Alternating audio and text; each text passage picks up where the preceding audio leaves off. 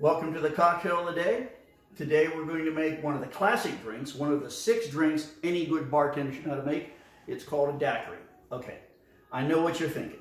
You're thinking, daiquiri, well, that's some girly man drink or a drink for ladies. Well, let me tell you 2 men who liked this drink. It was their favorite, Ernest Hemingway and President John F. Kennedy. Not exactly in the girly man category. It's a fairly simple drink. It was invented in 1898, of course, who knows, these are all legends, by an American mining engineer in Cuba, Santiago de Cuba. There was a mine nearby a town called Daiquiri, and he created this, and it's basically rum, lime juice, and a little bit of sugar. They originally made it just by putting rum, a couple of limes, and then pouring sugar on top. It's kind of evolved into this since then. The drink was very popular in the Caribbean, but not so much in the United States. It wasn't until a Navy officer serving in Cuba had a drink with Cox, brought it back to the States, and introduced it to the Army-Navy Club. If anybody's ever been to the Army-Navy Club, it's in downtown D.C. Emily and I used to be members there. And it became very popular throughout the country. In World War II, it became the drink because of the availability of rum.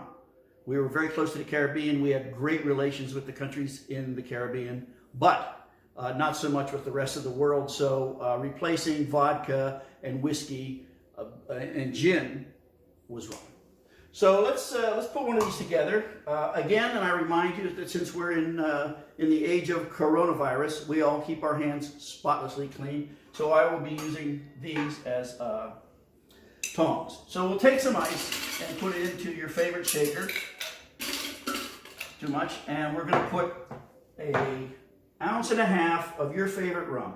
I'm using a Virgin Islands rum because 1, I have it, and 2, I like it. It's not as harsh as some of the other rums you might encounter.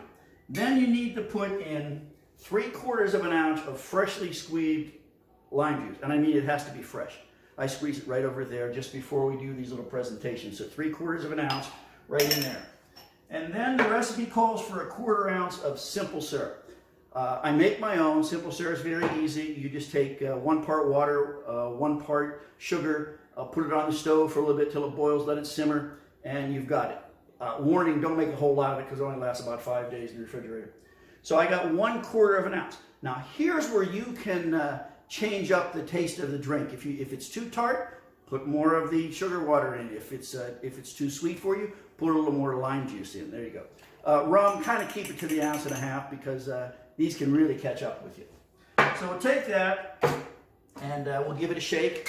Now once again, and I told you a couple of weeks ago, when you shake, gotta look good. Remember, this is a Latin drink.